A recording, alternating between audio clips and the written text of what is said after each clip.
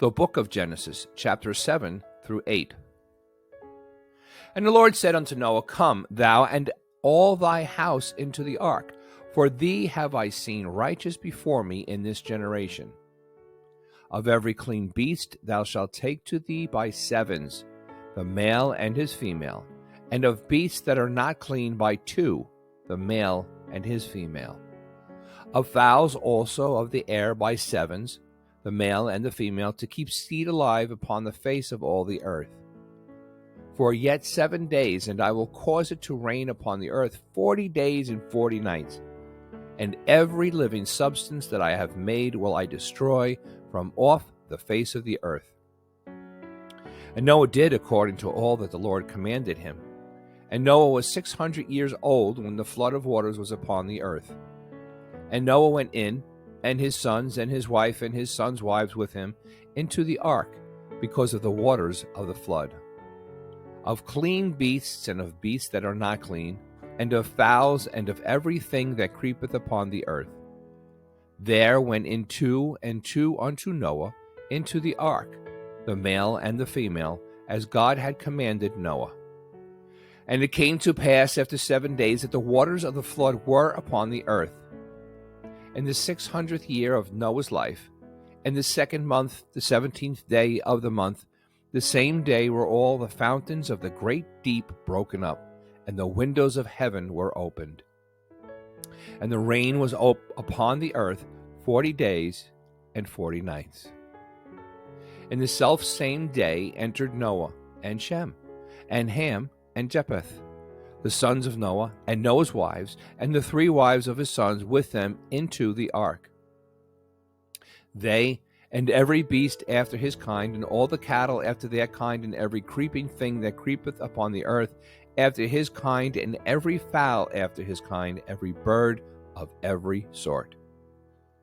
And they went unto Noah into the ark, 2 and 2 of all flesh, wherein is the breath of life. And they that went in male and female of all flesh, as God had commanded him, and the Lord shut him in. And the flood was 40 days upon the earth, and the waters increased and bare up the ark, and it was lift up above the earth. And the waters prevailed, and were increased greatly upon the earth, and the ark went upon the face of the waters. And the waters prevailed exceedingly upon the earth, and all the high hills that were under the whole heaven were covered. 15 cubits upward did the waters prevail, and the mountains were covered. And all flesh died that moved upon the earth, both of fowl and of cattle and of beasts, and of every creeping thing that creepeth upon the earth, and every man. All in whose nostrils was the breath of life, of all that was in the dry land died. And every living substance was destroyed which was upon the face of the ground, both man and cattle, and the creeping things, and the fowl of the heaven, and they were destroyed from the earth, and Noah only remained alive, and they that were with him in the ark. And the waters prevailed upon the earth 150 days.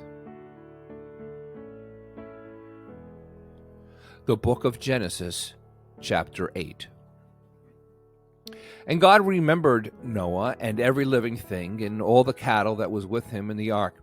And God made a wind to pass over the earth, and the waters assuaged. The fountains also of the deep and the windows of heaven were stopped, and the rain from heaven was restrained. And the waters returned from off earth continually, and after the end of the 150 days the waters were abated. And the ark rested in the 7th month, and on the 7th day of the month upon the mountains of Ararat. And the waters decreased continually until the 10th month. In the 10th month, on the 1st day of the month, were the tops of the mountains seen. And it came to pass at the end of 40 days that Noah opened the window of the ark which he had made.